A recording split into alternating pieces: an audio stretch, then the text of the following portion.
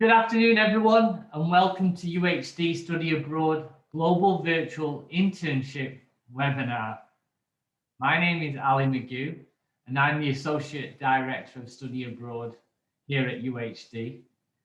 Today's guest speaker is Catherine Adams from Global Experience, who is one of UHD's Study Abroad partners, and she will speak about the benefits of studying abroad and the process that you need to go about virtually studying abroad for this upcoming summer. So I'll hand it over to Catherine. If you do have any questions, please put them in the chat, and then we'll circle back round to them at the end of the presentation. Yeah, so I'm gonna just go ahead and share my screen, but while I'm doing this, just to reintroduce myself, my name is Catherine Adams. I work with Global Experiences and the greater AIFS abroad. Today, we're going to focus on the internship side of things, so how to get a virtual internship and the process and the benefits and all that. So you guys can see this, right? Let's see. Everyone can see? I can't see you guys, so.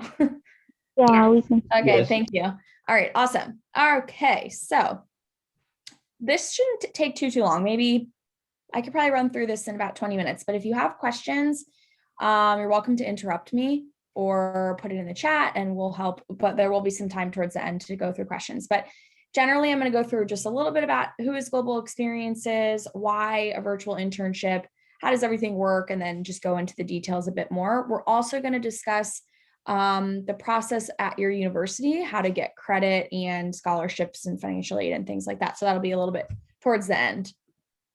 So just a bit about Global Experiences, if you don't know who we are. As Ali said, we're a partner of your university. We're also partnered with like over 100 other universities. I work with a lot of Texas schools. We started to do virtual internships last year, of course, when everything got canceled, but we were able to pivot really quickly and we created this program and it's been super, super successful. We've placed over 300 interns virtually so far since basically summer of 2020.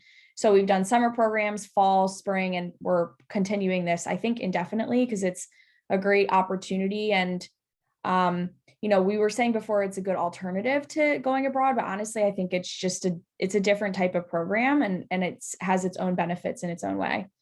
So Global Experiences started in 2001. I said actually today is our 20th anniversary. So we're 20 years old today.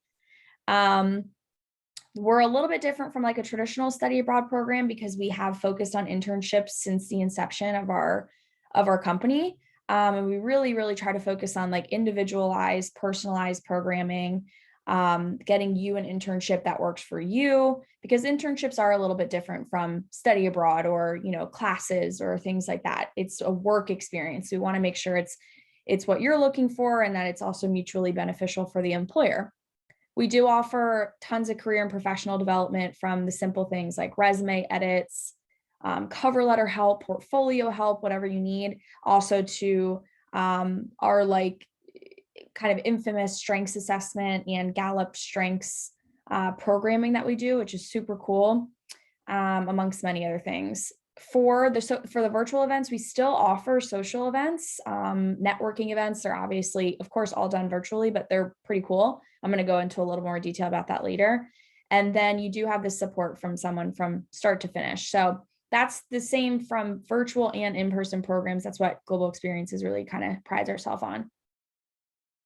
So these are our traditional locations for in-person, although the beauty of virtual is that we've gone way outside of these locations. So we've had people that have been interning in Africa. We've opened it up to people are interning in Asia. People are interning in other parts of France, not just Paris, other parts of the UK. So it's pretty cool. And I think this summer is going to look even more, it's going to be even more diverse in terms of locations, but these are the traditional locations that we have existing programs in. All right, so why do a virtual internship? I think that, again, this summer, it's a little bit easier to understand the benefits of virtual. We've all been doing virtual learning and work and everything for over a year now.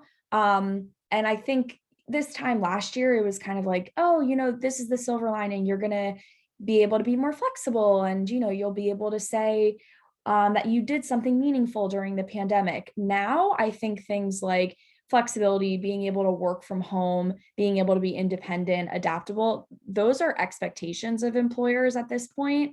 So, to go into a job interview and say, oh, I have really good time management, that's not really like I wouldn't say that that's like something special anymore. Like, that's an expectation. So virtual internships are really going to help you get a leg up and be able to say that you did something meaningful during this period at home. But also, I think it's going to be the new norm in terms of working. People may not go into the office 5 days a week. So there's some major benefits to working virtually, but the biggest thing, of course, is building an international network. You still get the tangible benefits of interning with an international company. You'll be able to build some of that cultural competence. Flexibility is awesome. You're working with an international company, so you're going to be on different time zones, which I think is a beautiful thing. You might have an hour or two of overlapping work hours, but the rest is flexible. So you can do a part-time job, you can take classes at the same time, and it's really a lot easier to maintain than physically being in an office from 9 to 5 and not being able to really use your time elsewhere. But then, of course, there's a massive benefit to your resume and career path as well. So generally speaking, the percentages relate to college graduates. So less than 1% of recent college graduates have international work experience. So the study abroad percentage is still quite low as well. I think it's only the national average is like between maybe 10 and 15% of US college students study abroad, but less than 1% work abroad. So that still relates to a virtual internship, that very few people have international intern experience or work experience. And especially when the last year has been kind of hard to find internships or hard to find part-time jobs because things have been closed down, this is going to be a really good way to boost your resume. So this is kind of what I was talking about a little bit before. I don't have to go into too much detail, but you can read through it. These are soft skills and things that employers look for. So some of it might seem obvious, people management or critical thinking, emotional intelligence, things like that. As I said, things like time management or flexibility before, those were, that may have seemed advantageous to have a skill like that come naturally to you, but now it really is expected. So to be able to have these types of skills, which you will definitely build in a virtual setting and just in an internship setting, is a great advantage. Okay. So a little bit about how it works. It's pretty easy. We have a virtual application. It's different from the in-person application, but if you accidentally applied to the in-person one, it's very easy to switch, so don't worry. What we look for is basic information, also your resume and program goals. So the application should maybe take you 15 minutes at the most. You don't have to worry too much about updating your resume to be perfect because part of our program is helping with your resume. It just needs to be up to date. But the formatting and stuff like that, it's okay if it's not perfect. So you'll end up having a call with me. You'll have an admissions call. We'll go through what you're looking for. We'll go through your qualifications, your interests, talk through your resume, all of that. And we'll make sure that your application looks good because you'll see you're applying for a primary and a secondary career field. So with the Global Experiences programs, you're not applying to one specific company or one specific internship. You're applying for a career field as a whole. So if you're a business student, you might apply to marketing if that's what you're particularly interested in, maybe marketing, and the secondary field, general business. If you're a biology student, you might want to apply, and you're interested in, let's say, sustainability or something like that. You may apply for environmental research and bio. So there are, Gracie, I'll answer your question in a second. There are about 40 different career fields that you can choose from, but you and I will talk about what will be the best placement for you based on your interests and also what's realistic. So if you're a first-year student and you're looking to do a finance internship, you have no coursework and no experience, finance is going to be challenging. We may switch it to business. regardless, if we move forward with your application, which there's no reason why we wouldn't, and you're accepted into the program, you're guaranteed an internship in your career fields. Okay. You're not guaranteed an internship in one specific company at this point, because there's a huge process that goes into getting you the internship, which we do all the hard work for you. But also we want to get to know you a little bit better. So if you're applying for an internship now for, this summer, and you're finishing up your courses or something like that, things might change in the next couple of weeks that you might be able to add something to your resume. Okay, so I'll go through the process in a little bit. I think the next slide, but that's the basic application process. It's pretty easy. All right, so once you are accepted, acceptance into the program means that you're guaranteed an internship in your career fields, okay? The next step from there would be that you are required to pay the program fee. So what's a little bit different from the virtual programs versus the in-person programs is there's no deposit. You are required to pay the program fee in full within 10 days of being accepted.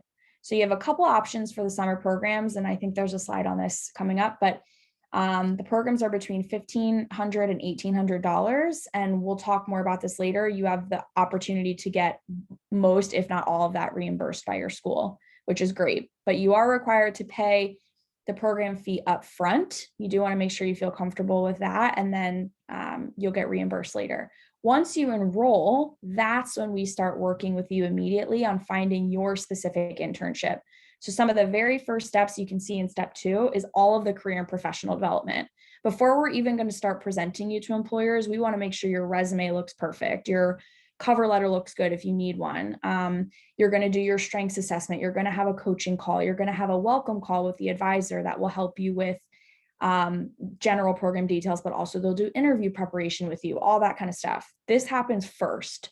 Then simultaneously, we're doing all the back end work for you. We're reaching out to employers that we think are a good fit based on what you've expressed you're interested in, what the employer is looking for in an intern, and then we will match you accordingly for an interview. The way that works, the point is that you interview one time with the company that's the best fit. This is why this process is so easy for you guys. We do all the work for you. We kind of cut out that, we do the process of elimination for you. So let's say we reach out to 5 employers on your behalf and 2 respond favorably. They're like, yeah, we want to interview so-and-so for this position. We're going to set up that first interview with the company that's the better fit. We're not going to make you interview twice. If we know one is a much better fit. Typically, people interview one time. It's a no-brainer. Everybody's happy. Internship is confirmed. During the interview, that's a time that you get to talk to your potential employer about, the types of tasks that they expect out of you. Keep in mind, before the interview, you will get a job description and a company description, of course, so you can prepare yourself. And, if something looks really off, you can talk to the advisor like, hey, this job description says I'm going to be helping with their accounting work. And I don't want to do accounting or something like that. We can always tweak things on the front end, but it's also a time for you to talk to the employer during the interview. Like what kind of schedule do you expect from me? Or if you didn't see something in the job description that you wanted to get involved in, let's say, just for keeping things simple, let's say you're interested in a marketing internship and you really want to get some experience with social media. Okay. And there was nothing in the job description that says that. That's the time on the call for you to say, hey, I'm really interested in getting more experience with social media or learning more. Is that something you think I can do in this internship? And those are times for you to ask questions as well. So we'll end up tweaking things, making sure everything looks good. And then typically one interview, everyone accepts the position, everyone's happy, internship is confirmed. If it's not the right fit, we can definitely move on and present you somewhere else, because as a reminder, once you're accepted into the program, step 1, you've been guaranteed an internship in your field. So if the reason why people would move on from interviewing more than once is if it's really, really not the right fit. Let's say the interview just doesn't go well, you're not interested, whatever, we're happy to allow you to move on somewhere else. Or maybe you're not offered the position. Maybe it's a very competitive placement and the employer is interviewing other local university students or, other international students and they choose somebody else. That's totally fine. We'll present you somewhere else we can present you as many times as we need to until your internship is confirmed. So it is kind of a personalized process in that sense, but you also kind of have to trust our process that we're working on your behalf. And we need to make sure that it's mutually beneficial for you and the employer because it is an internship. So if you aren't qualified for a certain position, we don't want to place you in something that you're totally over your head because that'll be, really stressful or very stressful 8 weeks. But also we want to make sure that it's meaningful work, you're learning, but it's not overwhelming or not the right fit. Okay, I know that that's a lot of information. If you have questions about the placement process, I'm happy to go back, but that's like a pretty in-depth explanation. These are some of the featured career fields for virtual. As you can understand that there are some fields that are just not possible in a virtual setting. So one of those is going to be government. It's not possible to work for a governmental organization as a short-term international intern working remotely. You won't have access to anything. So there's very little that you could do working for the government as a remote intern. Another, some kind of similar field to that would be maybe psychology, but in like a counseling or a clinical type setting, you wouldn't have access to patient information. You're not going to be able to do any sort of telehealth as an intern. So that type of placement wouldn't be possible. What you can do is research, or you could work for a nonprofit or something like that. So that's why these admissions calls with me are really helpful, because you might apply for something that's not really possible or you're not really qualified for, but there's always an alternative option. These are the strongest fields in virtual, business, marketing, environmental research, graphic design, IT, all these types of things. There's tons of opportunity. But these aren't the only fields that are possible in a virtual setting. So definitely don't hesitate to ask if you don't see something up there. All right, do we have any questions? I'm just going to stop for a second. Doesn't look like it. Okay. All right, so getting into the details a little bit. These are the dates and fees. You can kind of disregard the optional course fee because you won't be taking courses through us and you don't need to, so don't worry about that. But the 8-week program is $1,500, 12 weeks is $1,800. The June 1st start date, technically, actually, the program is closed, but we are keeping it open for the 12-week. The students who need a 12-week program, June 1st is the only option. So if you need to do 12 weeks, whether it be personal preference or you're trying to get more hours or something like that, you have to do June 1st. And that's still open for 12-week options. If you only want to do 8 weeks, you can choose between June 14th or June 28th. Just so you know, an 8-week program starting June 14th, it's June 14th to August 6th. The June 28th program is June 28th to August 20th. So you don't have to make any decisions on the front end. That's something you can start to think about. But that's the general gist. We're going to talk later about those fees and how you're eligible for scholarships. So what's included? Why is there a program fee? Well, first of all, it's a service. So of course your internship and all of the work that goes into it is included in the fee.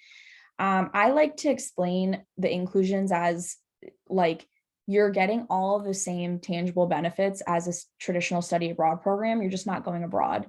So you're still getting that internship on your resume. You're still getting the international company and the international experience. You're getting all of the career development that we offer. It's the same exact program that we do for our in-person programs. It's just geared towards a virtual internship, but you're still getting all of the same support, the coaching call, resume and cover letter support, strengths assessment, all that kind of stuff. You still have a program advisor and you have tons of support from GE and your university during this if you need anything. That's, again, the beauty of going through programs is you have all of that support, so utilize it. We do offer social events. So this is what we've done in the past. We're always switching it up, but like some of the cultural events we've done, we have some of our team is in Spain and they'll do like a virtual cooking class and it's really fun. We've done like networking events where our CEO has spoken. We've done alumni panels so you can talk to people who have done this program and hear about their experiences and what they gained from it. We've done employer panels. So we've taken 5 or 6 employers that we work with and really like our interns, and they'll speak to you guys and you can talk to them about anything, you know, like what are they looking for in a future employee, or what's their industry like. So we've done all sorts of things like that. We'll also do some informal stuff. So if you want to do like, we might do like a, I don't know, like a fun meetup virtually, of course, with you and all the other people in your cohort. If, you know, I don't know, things like that. So it's really fun. It's just, of course, the difference is that you're from home. And then we had a question. Let's see. How many hours in total is the 8-week program? 120 hours is totally doable. So this is a good question. The hours are dependent on what you want and what you need. So you're able to let us know whether or not you want to work part-time or full-time. Part-time roughly is like about 15 to 20 hours a week. But if you only need 120 hours for an 8-week program, what is that? Can't do the mental math. 120 hours for 8 weeks is like 15 hours a week.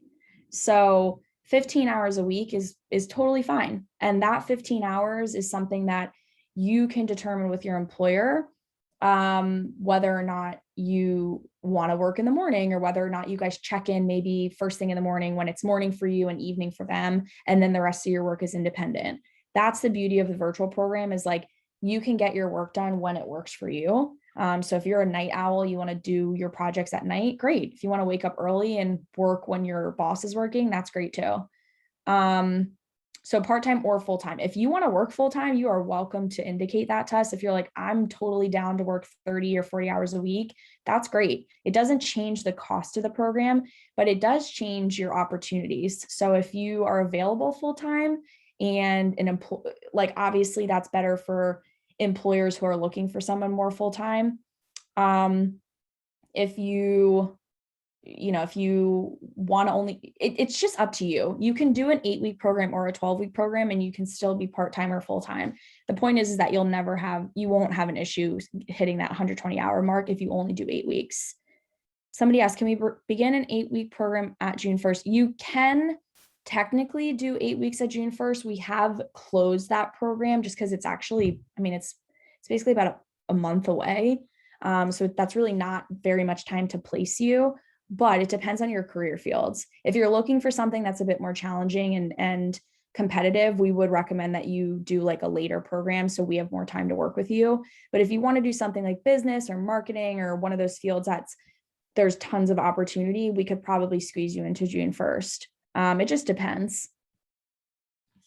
What types of projects could I be working on? I think I'm talking about that in the, no.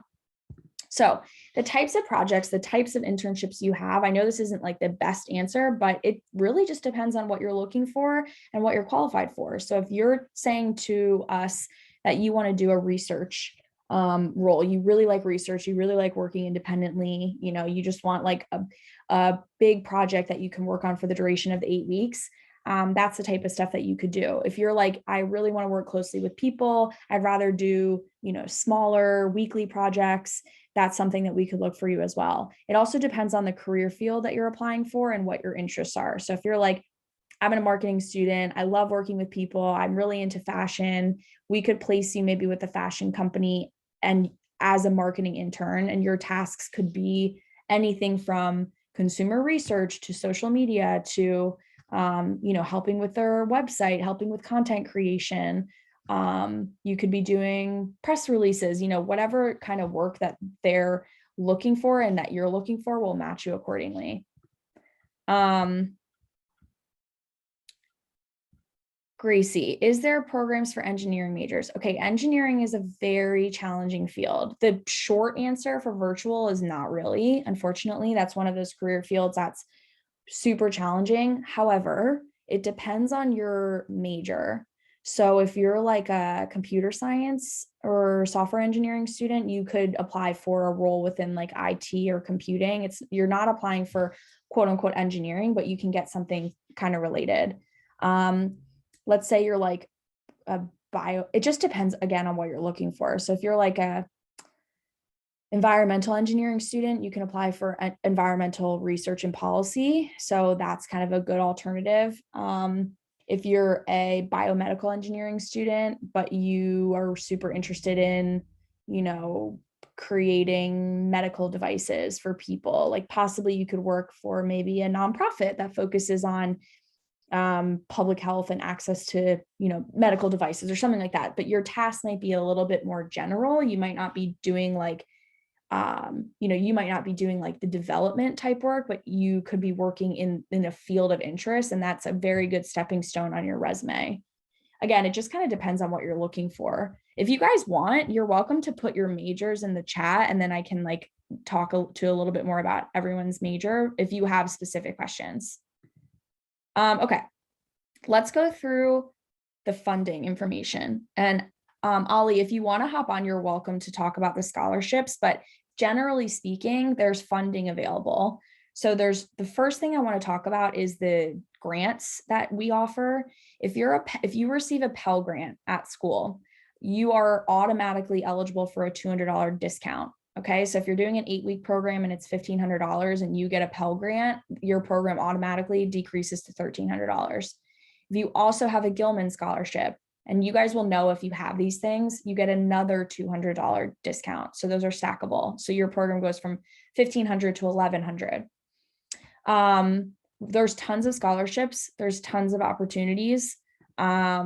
External scholarships. Global Experiences has additional scholarships that's outside of these discounts that we just automatically offer.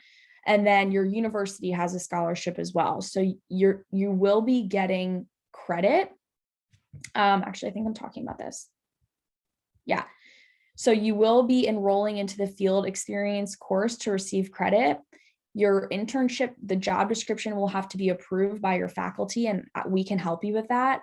When you're enrolled into the course, and if you meet the criteria for the scholarship, you can apply. And that, I believe for programs that are less than, you can jump in, Ollie. I believe for programs that are less than 1,500, it's 100% reimbursed. Is that right? Yeah, so the UHD Study Abroad Scholarship currently has got this amazing offer on, is that if you have a GPA of 2.5, you have completed 4 classes at UHD, and the total program cost is between $0 to $1,500, you will get 100% scholarship towards the program fee. And so that's been made available for virtual internships. Yeah, so that's pretty sweet. This is the only school I work with that does something like this. So I would definitely take advantage. And I mean, that's unbelievable.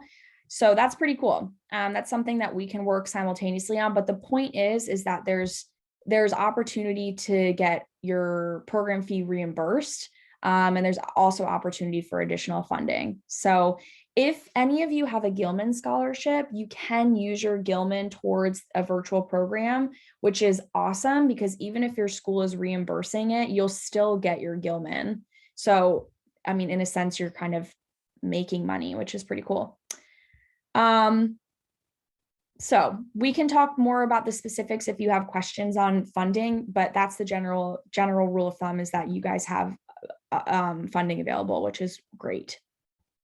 You will be getting academic credit for it, which is also awesome. So kind of kill 2 birds with 1 stone. You're getting the internship and you're getting credit. Actually, Ollie, do you want to talk a little bit about the credit? Because the students will also have to enroll into the credit through school, so they're paying tuition as well, correct? Correct. So to enroll in the field experience course is like enrolling in any course at UHD. So if you are receiving financial aid, of course, that will cover towards that cost. So to make sure that you receive your financial aid package to enroll in that course, field experience does apply. Your financial aid does apply for the summer programs to cover field experience. And each department does a different approval process, which I will speak to individuals about how to do that too.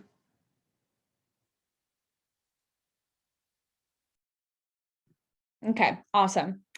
Sorry, I was just responding to people in the chat. So I'm going to go through some student highlights. The first is a student, her name is Estefania. She had a really great experience. She actually just finished her internship. So she did it in the spring, or maybe she did it in the fall. I can't remember. But she actually, this is who just asked me about social work. Selena. Estefania was I believe she was a social work student or psychology. And she ended up doing kind of like a marketing internship, but she worked for a nonprofit and she loved her internship. So this is what I tell people all the time. Don't get super, super fixated or like obsessed over the career fields. What Global Experiences does is that we pay attention a lot to the job descriptions. So if you're working for an organization in Spain, something that we might consider to be social work, they might consider business, so don't get too worried if it says, oh, you're a business intern. What we care about is the job description and the work that you're going to be doing. So this company aligned perfectly with her interests. And although she was considered like a marketing intern, and she did do some marketing related work, it was really, really impactful. So she ended up doing a lot of like grant writing. She did research. She helped a lot with, she did do social media and other types of stuff, which actually she ended up loving. And this is a quote from her exit survey, which we don't require, but we asked students to do their exit survey. She ended up finding that she really, really liked the business and marketing side of things. She had never even I think she said that she took like one business class at school.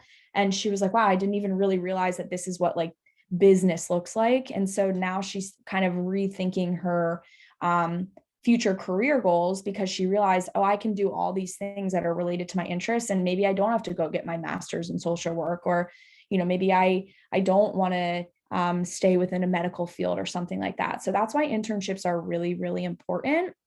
And they're helpful to make you figure out what you like and what you don't like. But it's always good to go in with an open mind. The point of these internships is to build skills. This isn't your forever job. This isn't, your future career or anything. It's great if it turns into something that you do for life, but the point is to build your skill set. So now she's super well-rounded. She has all these courses that are related to social work, psychology, social services. And then she also just did an internship that was a little bit more business oriented. Now has tons of experience, which is pretty cool. Okay, Max did a finance internship. He's graduating this year. His internship was last summer. I really like these. I put these questions from the exit survey just so you can see, because he had a great experience as well. He gave everyone like 10 out of 10s. He attended every single social event and networking event, every webinar that we put on, he attended. And he really got a lot out of the experience. So what I really liked is the how has it impacted his career path? And then what advice would you give to a future intern? So you guys can read this yourself, but I love that he said, you have tons of resources. This is the time to learn how to advocate for yourself. This is the time to learn how to work, not just take classes, but work in a virtual setting. Because I think that remote work is here to stay in some capacity. But this is where you learn to be super independent and flexible and adaptable, gain that experience, but also take advantage of the flexibility of a virtual setting. It's in your favor. I've never worked remotely. I've been doing it we all have for the last year, and I really like it. I've had colleagues that work overseas that have been working remotely for 5+ years, and they're like, yeah, see, I told you guys it's the best thing ever. But he was able to get a lot out of his experience, and he said he was always learning something new, but he was a super, super proactive intern. Like I said, he attended every event. He was very communicative with his employer. He asked a lot of questions. He did his best to get involved. He ended up doing some work that was outside of his original job description because he wanted to learn more. So he got a lot out of his experience, but that's because he advocated hard for himself, which is something everyone should learn how to do. But I did like his exit survey. I thought it was pretty cool. Okay, now